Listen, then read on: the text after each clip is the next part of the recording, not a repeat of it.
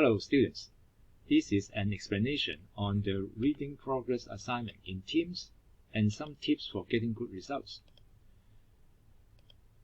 Now, before you do the reading progress assignment, I strongly suggest you use Google Translate to read the whole passage to you. You see, I just copy and pasted the text into Google Translate. Actually, there are a lot of other software that can do a similar job. I just use this one for convenience and it's free of charge. So click the speaker icon. Good day. Welcome to my presentation. There are 3 items on our agenda. 1. Image classification using convolutional neural network. 2. Image classification using the Orange data mining tool. 3. Text extraction from a video using OpenCV. In our convolutional neural network, there are 3 hidden layers.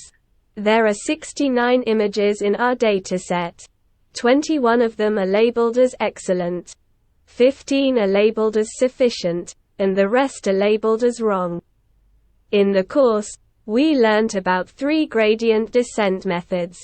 Then, we analyzed the results produced by these 3 methods. After our analysis, we found that the stochastic gradient descent method yields the best accuracy. Peter will provide the details of our analysis. We also used the image analytics function in the Orange data mining tool.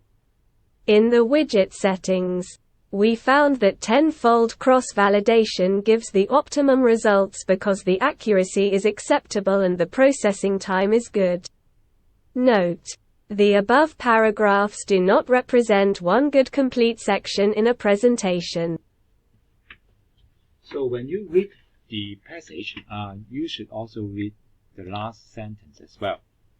You may notice that Google Translate reads out the whole passage within 2 minutes, and it should be this can be done by you as well. If you're not so sure about the pronunciation, you can actually slow it down and expand it using the coach function inside of reading progress. Or you can do this. You can go to Google, type in the word that you want to know more about the pronunciation, and then add the word pronunciation behind it.